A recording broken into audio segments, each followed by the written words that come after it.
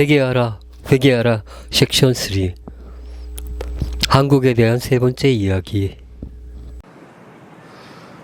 1. 예수님의 말씀. 마태복음 23장 13절에서 17절 말씀. 불행하여라 너희 눈먼 인도자들아. 성전을 두고 한 맹세는 아무것도 아니지만 성전에 금을 두고 한 맹세는 지켜야 한다고 너희는 말한다. 어리석고 눈먼 자들아, 무엇이 더 중요하냐? 금이냐 아니면 금을 거룩하게 하는 성전이냐? 너희는 또 제단을 두고 한 맹세는 아무것도 아니지만 제단 위에 놓인 예물을 두고 한 맹세는 지켜져야 한다고 말한다. 눈먼 자들아, 무엇이 더 중요하냐? 예물이냐 아니면 예물을 거룩하게 하는 제단이냐?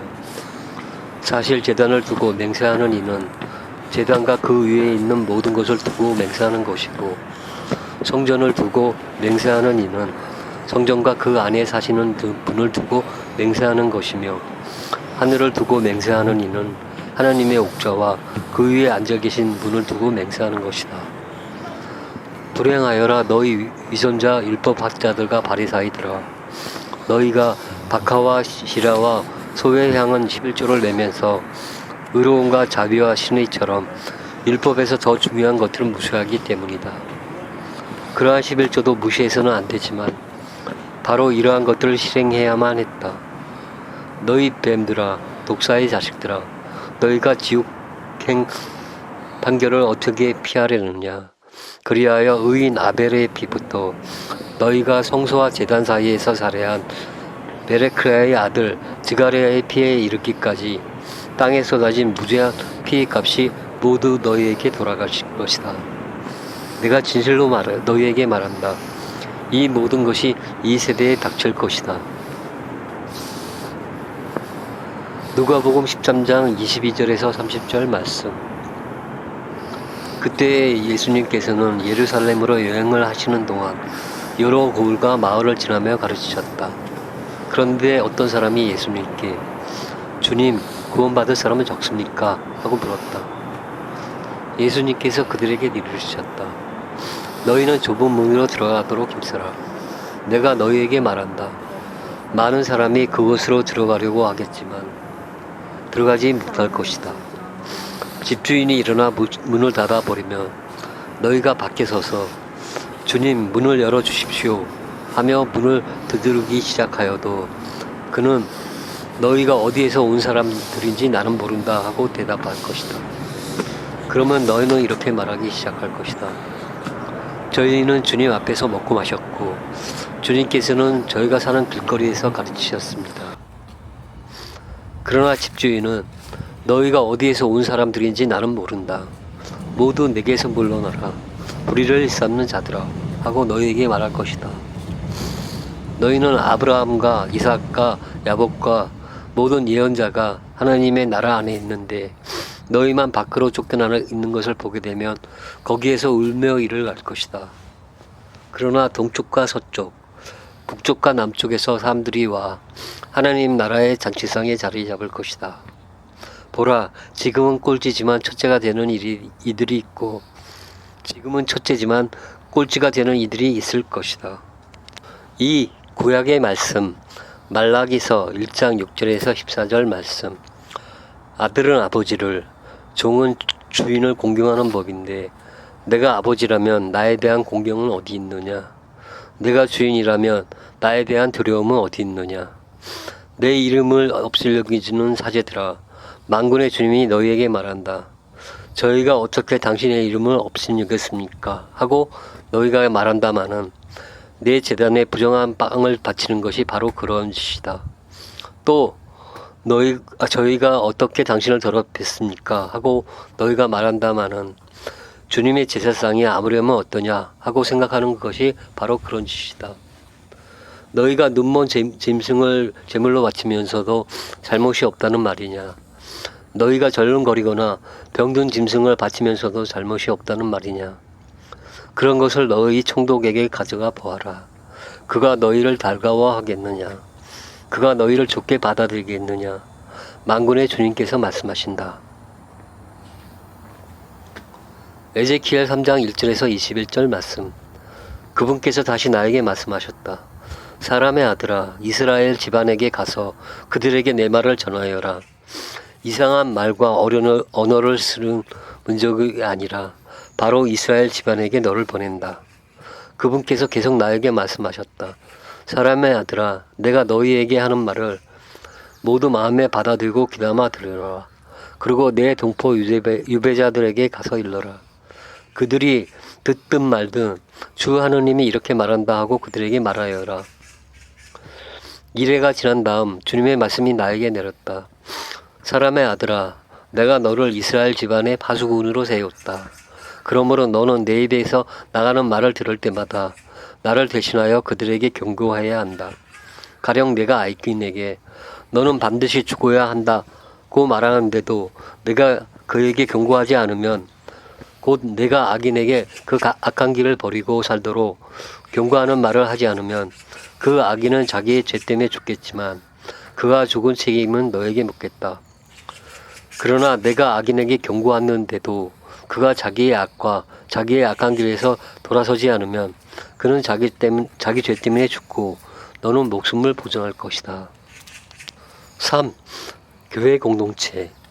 사도행전 1장 3절에서 14절 말씀. 그분께서는 순환을 받으신 뒤 당신이 살아계신 분이심을 여러 가지 증거로 사도들에게 드러내셨습니다. 그러면서 40일 동안 그들에게 여러 번 나타나시어 하나님 나라에 관한 말씀을 해주셨습니다.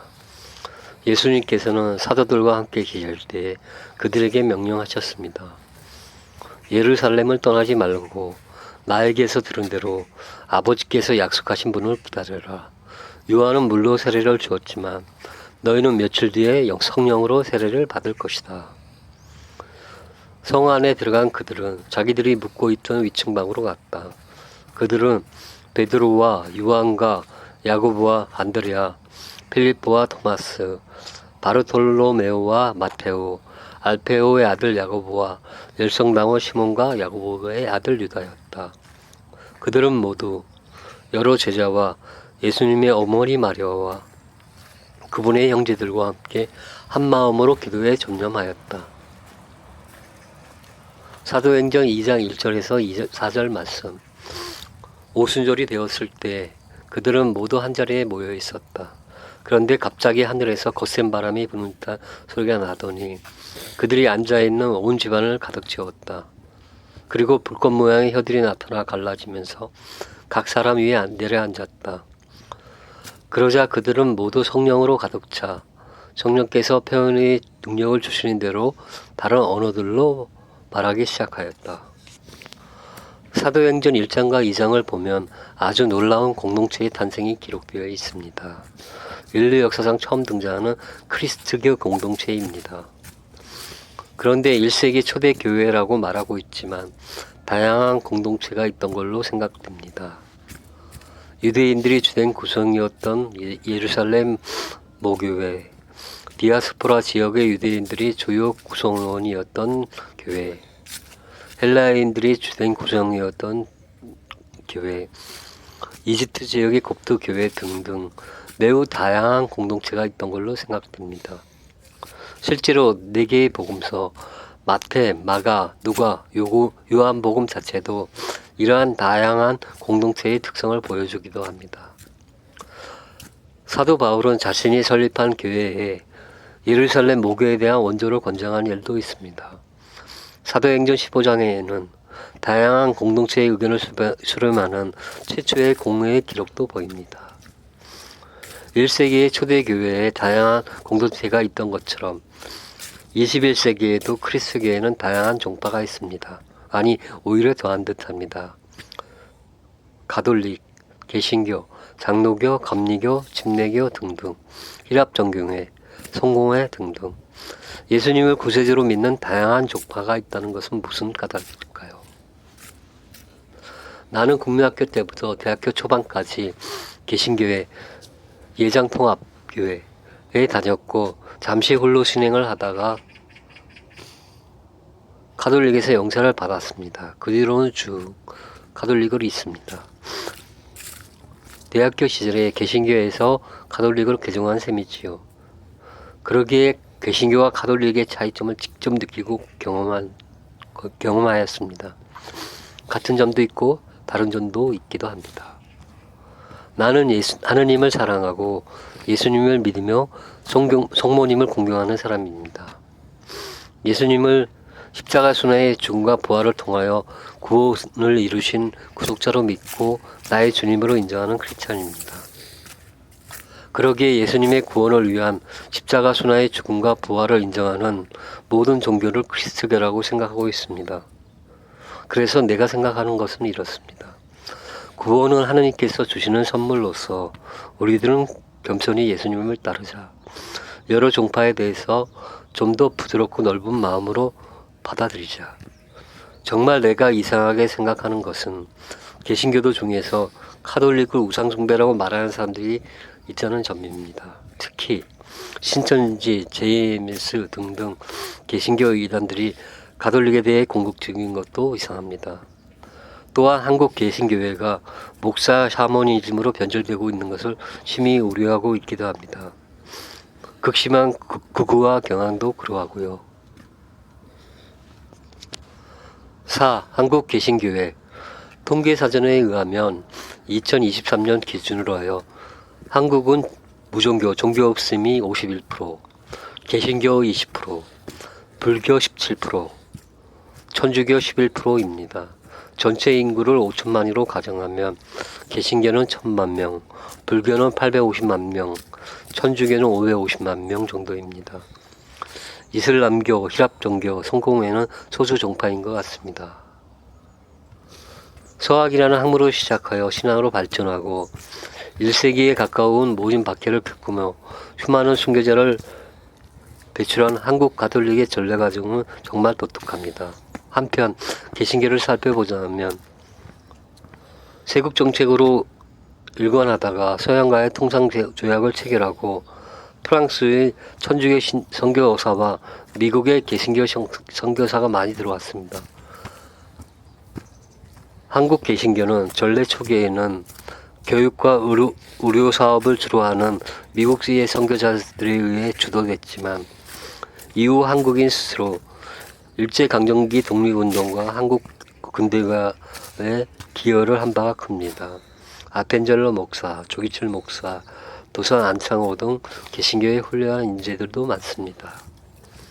어린 시절부터 개신교 생활을 오래 했고 개신교에 다니면서 미션스쿨, 배재고등학교 다닐 때 예수님을 주님으로 영접했던 나로서는 한국의 개신교에 대해서는 정말 여러 가지 감정이 듭니다. 아무튼 한국 개신교회는 깊이 회개해야 합니다. 일제강점 시기의 신사참배, 해방 후 폭력사태, 군사정권, 박정희 정권, 정두환 정권과 결탁, 영성보다는 물질 추구, 대형 교회 건물 건축, 목사 사모니즘, 내란 사태 때 윤석열 지지 등등 회개해야 할 일들이 너무 많습니다. 예수님을 믿는다고 말하면서 세상에서 악하게 살고 있는 사람들, 예수님을 사랑한다고 말하면서 세상에서 선하고 옳게 살려고 노력하지 않고 돈과 출세와 권력을 위해서라면 양심과 상식 같은 것은 필요 없고 무슨 짓이라도 하고 있는 사람들은 회개해야 합니다. 이상 한국의 평범한 소시민의 눈으로 바라본 한국 개신교회의 풍경입니다. 5. 파수꾼으로 오늘은 이렇게 말하게 됩니다. 회개하라 한국 개신교회들, 당신들은 하나님의 뜻이 무엇인지 정확히 분별해야만 한다. 길이요 진리이신 예수님의 길을 가야만 해야 한다. 개신교회 당신들은 오히려 예수님을 고통스럽게 하고 있다. 회개하라. 회개하라. 대형 개신교회와 목사들아, 당신들은 입으로는 하나님을 울리면서 실제로는 악령의 일을 실행하고 있다. 당신들의 말과 행동은 예수님을 고통스럽게 하고 성부의 진노를 불러일으키고 있다. 회개하라. 6. 개신교에 대한 개인적인 체험. 개신교회에 대한 개인적인 체험은 많고 그리고 중요하니 별도의 다른 글들도 올릴 것입니다. 오늘은 일단 개인 사심판 1980년대 개신교회에 다니던 때 예수님께서 아주 엄숙한 표정으로 말씀하십니다. 어느 때까지 교회에 나가려고 하느냐? 이제 그만 교회에서 나오도록 하여라. 덧붙여서 한국 우리나라에 대하여 회개하라 라는 글을 3편 올렸습니다. 이것으로 일단락합니다. 생각보다 시간이 걸렸네요. 그런데 검찰과 매스컴과 대형 개신교회는 악령과 어떤 관계인지 새삼 궁금해집니다. 다음에는 미국에 대한 글들을 올릴 것입니다. 미국 이야기에는 위친과 함께 소소한 대처 방법도 포함될 것입니다. 미국에 살고 있는 사람들에게 도움이 되기를 바랍니다.